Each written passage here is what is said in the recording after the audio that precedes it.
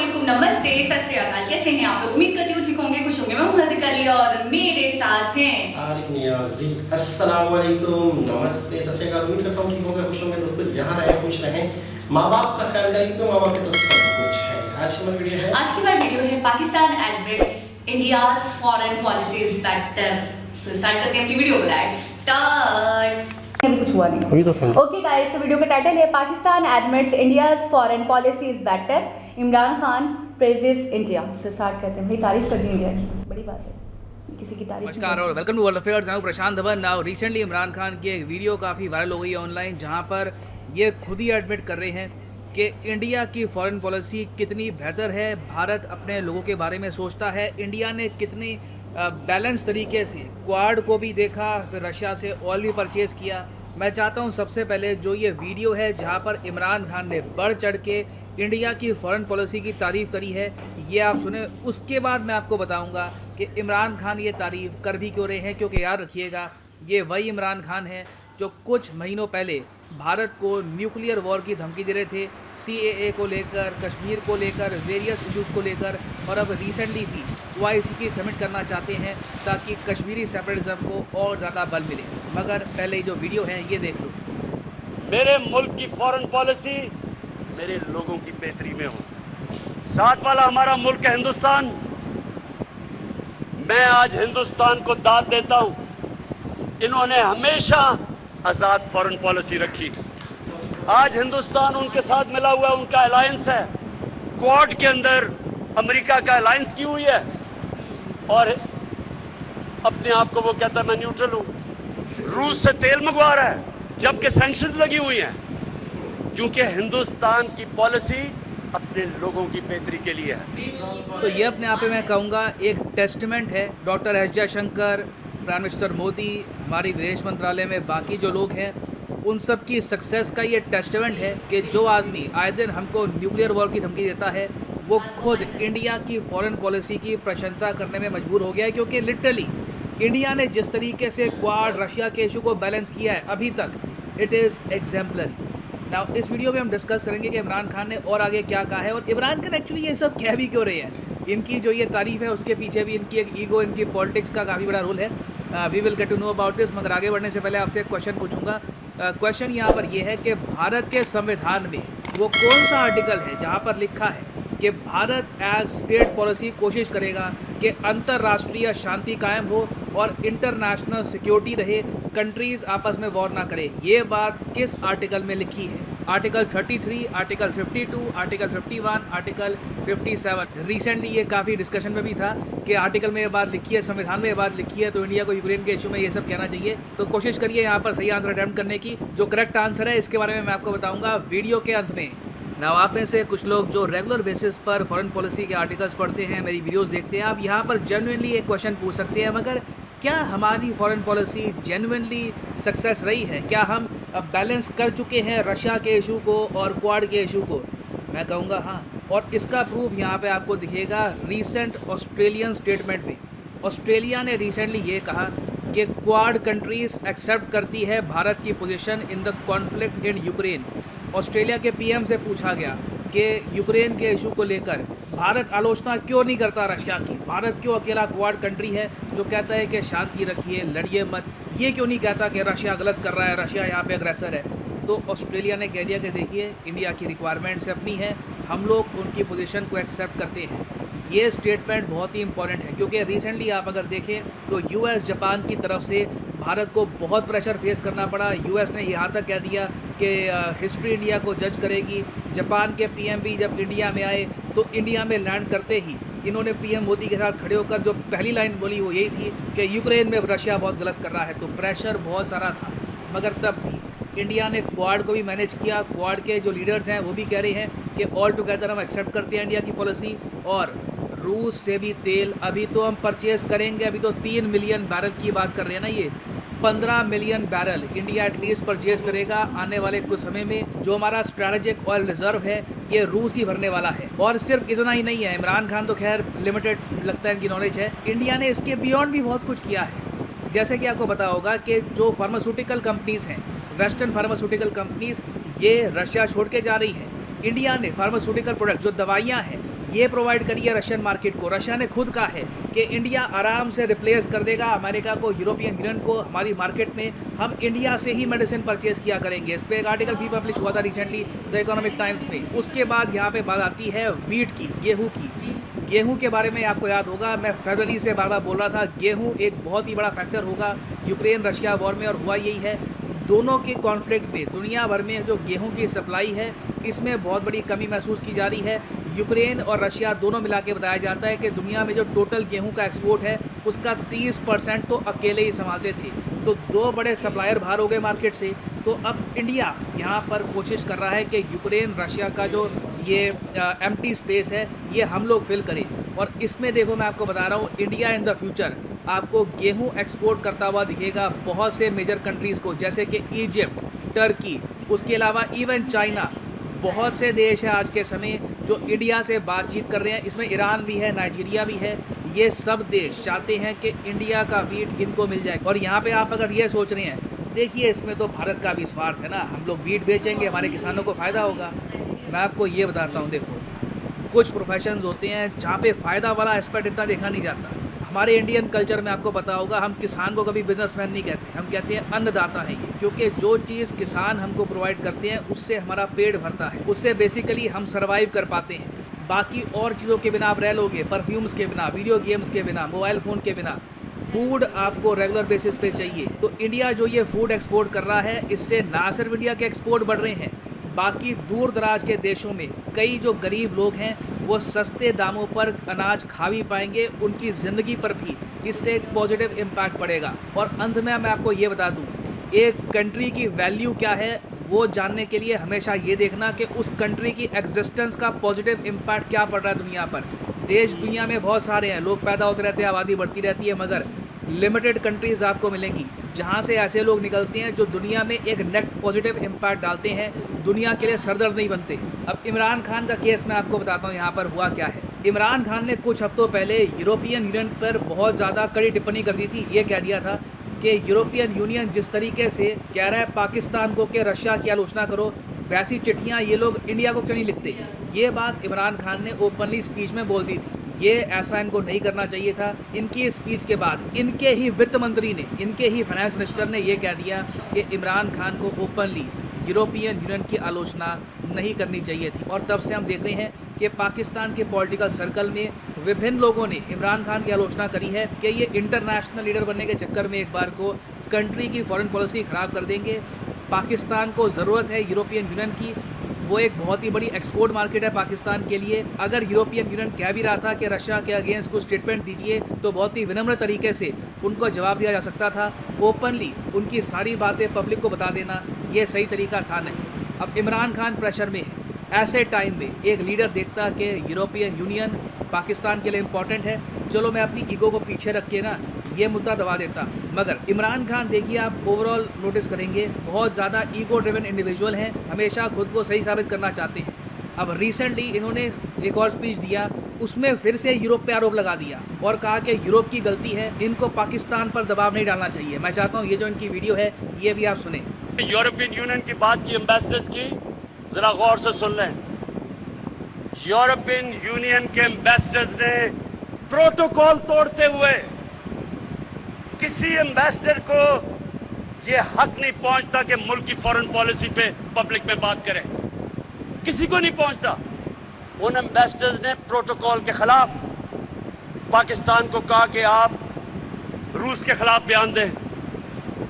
मैंने उनसे सही पूछा कि क्या आप हिंदुस्तान को ये कहेंगे? इनकी जान जाती है हिंदुस्तान को कहते हुए, और हमको इनके गुलाम है कि हमें कहें जनाब आप उनके खिलाफ स्टेटमेंट दें। इन्होंने प्रोटोकॉल के खिलाफ बात की। तो बेसिकली यहाँ पर भी ये जो सारा आरोप है ये डाल रहे हैं यूरोपियन यूनियन के एम्बेसडर्स पे कि उन्होंने प्रोटोकॉल तोड़ा, उनको ये नहीं करना चाहिए था, मुझ पे आरोप मत डालो। जबकि देखो, पाकिस्तान को यूरोपियन यूनियन ने 2014 में बड़ी मुश्किल से जीएसपी स्टेटस दिया था। इसकी वजह से पाकिस्तान के एक्सपोर्ट्स कुछ हद तक टिके हुए हैं। ये जिस दिन स्टेटस छिन गया, पाकिस्तान याद करेगा यूरोपियन यूनियन को। मैं आपको ये बता रहा हूँ, और इमरान खान जेन्युइनली आज के समय अपनी कंट्री की इकोनॉमी के साथ खेल रहे हैं अपनी ईगो की वजह से। मैं आपको ये बताता हूँ, देखिए एक कंट्री में सबसे खतरनाक लीडर कौन सा हो सकता है। देखिए ऑब्वियसली एक करप्ट लीडर तो खतरनाक होगा ही, वो करप्शन कर रहा है, उसका नेगेटिव इम्पैक्ट आएगा। मगर उससे भी खतरनाक एक लीडर ये हो सकता है जो अपनी गलती ना माने, जो ईगोइस्टिक बहुत ज़्यादा हो, जिसको बस मैं सही हूँ वही साबित करना है। तो इमरान खान भी काफ़ी हद तक अभी यहीं पे फंस चुके हैं और कोई बड़ी बात नहीं है। इवेंचुअली, याद रखिएगा मेरी ये वीडियो, इवेंचुअली यूरोपियन यूनियन एक काफ़ी बड़ा दंड भी दे दे पाकिस्तान को, जिसका रीज़न होंगे सिंपली इमरान खान। बिना वजह इन्होंने यहाँ पर स्टेटमेंट दी है, एक बहुत बड़े ग्रुप ऑफ कंट्रीज़ को छेड़ा है।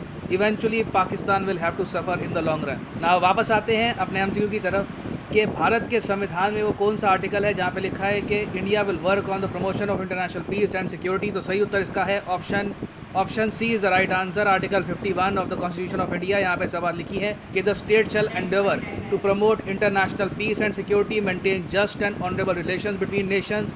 ये सब बातें लिखी हैं and they are part of directive principles of state policy. याद रखिएगा, very important for exam perspective. And finally यहाँ पर मैं ये भी ऐड कर दूँ कि आप अगर किसी भी एग्जाम की तैयारी कर रहे हैं, चाहे UPSC, SSC, बैंक, सीधा जाओ कमेंट सेक्शन में। फॉर एग्जांपल आप अगर प्रिपेयर कर रहे हैं for bank examinations, click on bank और यहाँ पे आप परचेज कर पाएंगे the course of your choice, जो अनअकैडमी का आइकॉनिक कोर्स है। ये भी आप कर सकते हैं purchase. Priority doubt solving session यहाँ पे आपको मिलेंगे।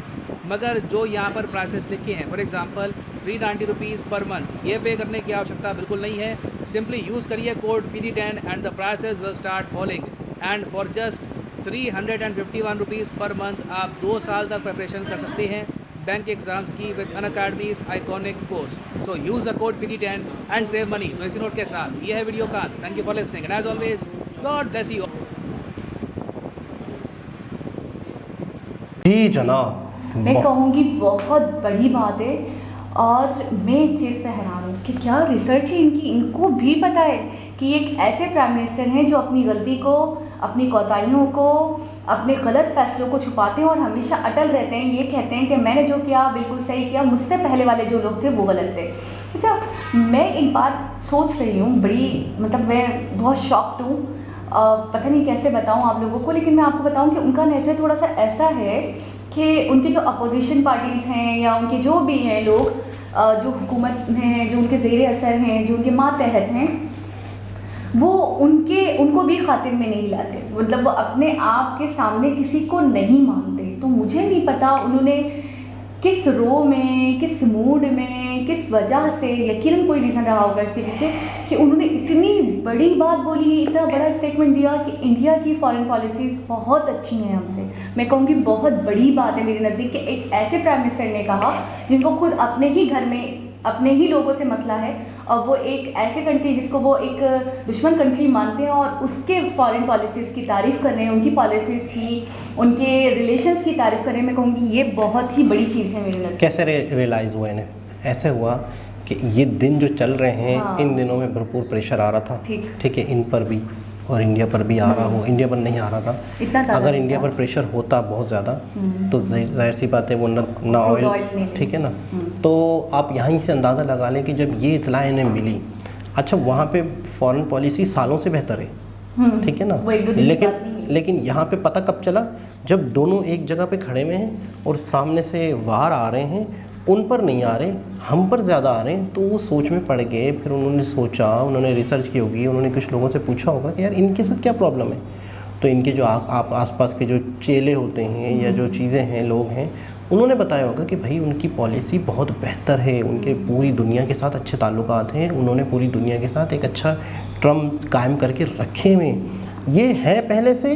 इनको अब पता चला, क्यों पता चला? जब इन पे मुसीबत आई और वही मुसीबत उन पर नहीं आई। यानी कि एक ही कश्ती में दोनों सवार थे, एक प्रोटेक्ट हो गया, एक सेफ हो गया। और मैं तो कहूँगी बड़े बाइज्जत तरीके से हुए कि ऑस्ट्रेलिया का बहुत बड़ा स्टेटमेंट है मेरे नज़दीक में। उन्होंने ये कहा कि हम इंडिया की कंडीशन को समझ सकते हैं कि इंडिया क्यों नहीं आलोचना कर रहा, जबकि इंडिया यही कह रहा है कि अमन व अमान सुकून हो, लेकिन वो रशिया को रोक नहीं रहा। तो वो मैं ये कहूँगी बहुत बड़ी बात है कि जो हमसे एक्सपेक्ट कर रहे थे, हमें खतूत लिख रहे हैं जो लोग, वो उनको इस वक्त भी जब वो रशिया के अगेंस्ट नहीं जा रहे तो उस वक्त भी उनको सपोर्ट करते हुए कह रहे हैं कि हम समझ सकते हैं ये तो वो बात हो गई ना कि आपने मेरे साथ अगर आपने मेरा साथ नहीं दिया तो कोई मसला नहीं, मैं समझ सकती हूँ आपके हालात। बड़ी बात, अच्छा, बहुत बड़ी बात है। और प्रशांत भैया ने एक और बात बहुत ही ज़बरदस्त इस वीडियो में कही है, अगर वो थोड़ी सी हमें समझ में आए या हम उसको समझने की कोशिश करें कि आपका इस दुनिया में इम्पैक्ट क्या है, आप इस दुनिया के लिए कर क्या रहे हैं। किसी भी कंट्री की वैल्यू, किसी भी कंट्री का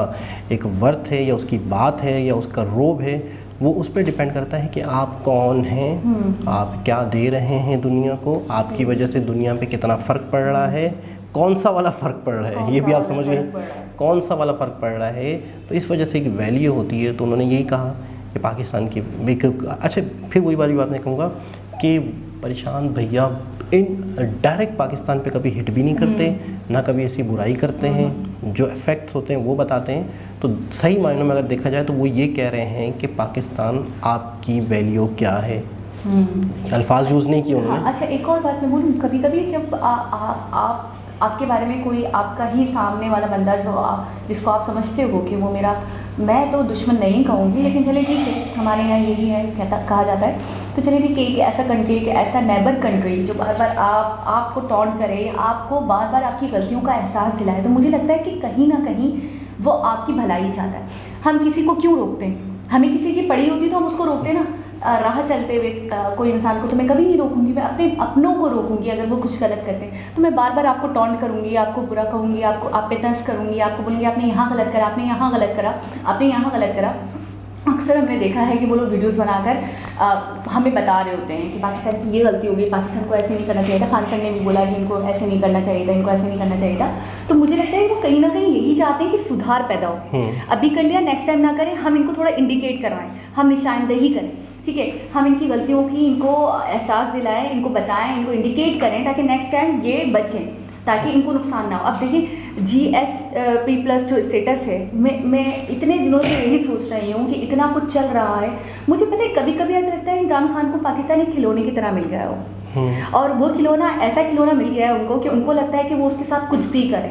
मतलब वो एक होता नहीं अंधा राज है, सिर्फ वो अंधों में काणे राजा जिसको कहते हैं कि वो जो करेंगे उन्हीं की चलेगी, वही कर सकते हैं, क्योंकि बाकी सारे तो बहुत बुरे हैं, बाकी सारे तो बहुत करप्ट हैं। अच्छा, एक और बात जिसकी तरफ उन्होंने हमारी तवज्जो को मबज़ूल करवाया है वो ये है कि प्रशांत धवन जी ने एक बात ये भी कही कि करप्ट प्राइम मिनिस्टर या करप्ट मिनिस्टर्स या करप्ट पॉलिटिशियन बुरे हो सकते हैं, यकीनन उनका इम्पैक्ट आएगा नेगेटिव, लेकिन उससे भी ज़्यादा खतरनाक होता है एक ऐसा प्राइम मिनिस्टर, एक ऐसा मिनिस्टर जिसके अंदर ईगो का मसला हो, जो हर चीज़ से बढ़कर, यानी कि कंट्री की इकोनॉमी, कंट्री की इज्जत, कंट्री की पॉलिसीज से बढ़कर अपनी ईगो को रखे, तो फिर वो बहुत बर्बादी कर सकता है। अच्छा, इमरान खान अक्सर बयान देते रहते हैं, अक्सर हम इनकी तकरीरें सुनते रहते हैं जिसमें ये कहते हैं मैं तो ये करना चाह रहा हूँ, लोग करने नहीं दे रहे, मैं तो ये चाह रहा हूँ, लोग करप्ट हैं, मुझे सही टीम नहीं मिली, मेरे साथ ये हो रहा है।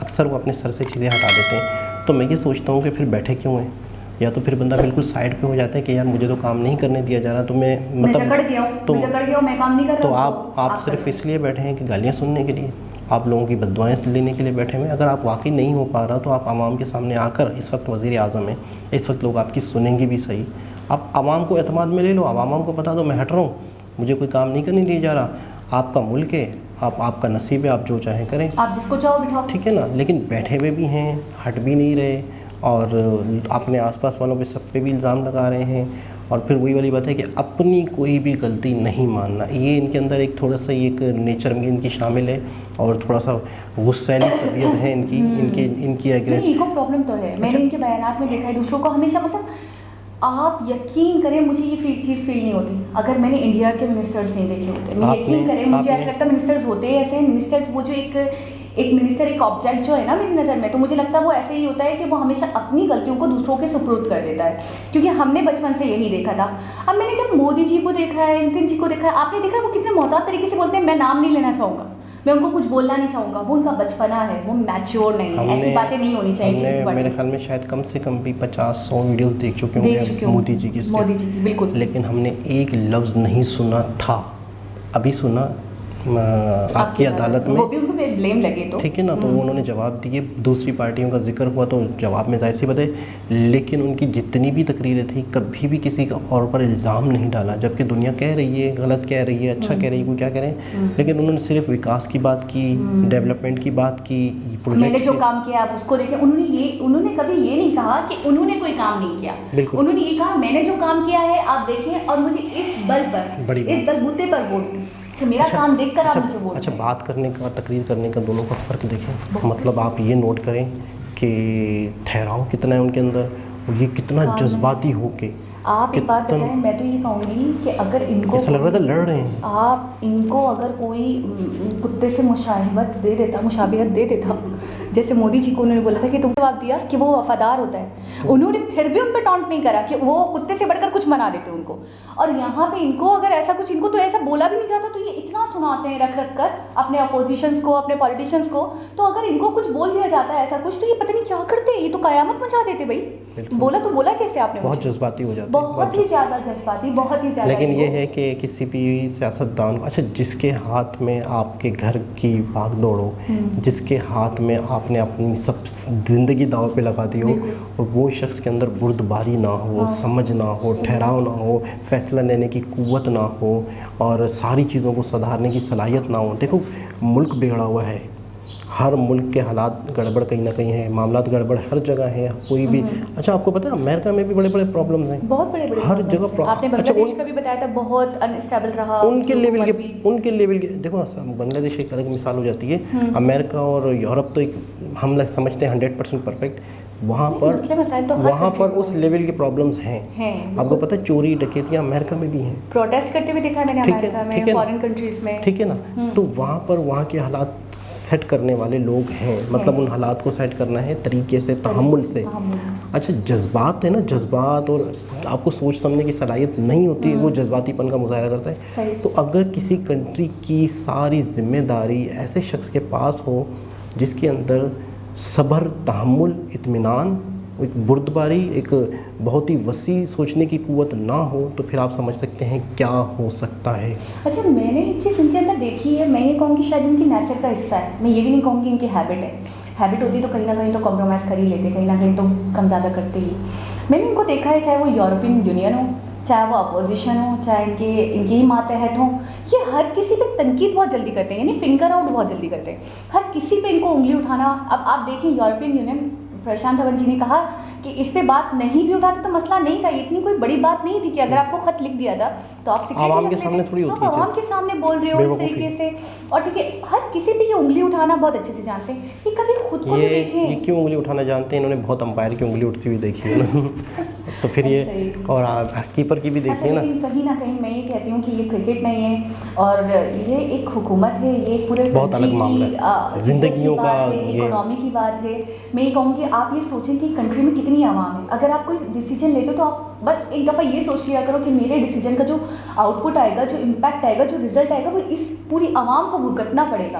अगर मैं अच्छा करता हूँ तो भी इनके लिए अच्छा है, अगर मैं बुरा करता हूँ तो मैं अकेला नहीं, वो एक इंडिविजुअल तो है नहीं कि वो कुछ भी कर लें। आप ये देखें कि उनके गलत फैसले हमें भुगतने पड़ेंगे। अब जब फॉरेन पॉलिसीज़ ख़राब होंगी, इकनॉमी पे असर आएगा, हम पर असर आएगा। सारी बातें मैं कहता हूँ अपनी जगह पे, लेकिन बड़ी बात है कि तारीफ़ कर देना, ये भी बड़ी बात है, और इनके मुंह से ये भी बहुत बड़ी बात है, वो भी ये तारीफ़ करने बड़ी बहुत बड़ी बात है। एक बहुत ही ज़बरदस्त वीडियो, दोबारा किसी और वीडियो से आपसे मुलाकात होगी, जब तक के लिए अल्लाह हाफिज़।